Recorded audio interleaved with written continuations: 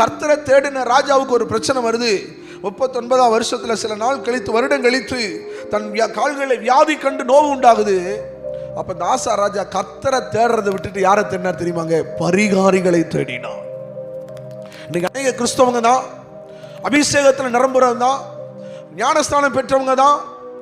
ஆனா அவர்களுக்கு ஒரு பிரச்சனைன்னு வரும் பொழுது, குறைவுன்னு வரும் பொழுது, இன்னைக்கு அநேகர் யாரை தேடுறாங்கன்னா பரிகாரியை தேடுறாங்க. நமக்கு பரிகாரி யார் தெரியுமாங்க? இயேசு கிறிஸ்து தாங்க.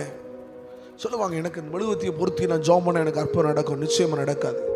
என்னை இன்றி வேறு தேவர்களை உண்டாக்கவும் நமஸ்கரிக்கவும் சேவிக்கவும் வேண்டாம். ஆசா ராஜாவுடைய முடிவு ரொம்ப கொடூரமாக இருந்துச்சு. அவன் எப்படியா கால்களில் வீக்கம் கொண்டு அவன் மரித்து போனான் என்று வேதம் சொல்லுகிறது. பரிகாரியை தாங்க தேடுனா. பரிகாரி இன்னைக்கு ஒரு கூட்டம் தேடுது. பேய்க்கு மாறு, நோய்க்கு மாறு. கர்த்தரை தேடு, அவருடைய சமூகத்தை தேடு, அவருடைய முகத்தை தேடு.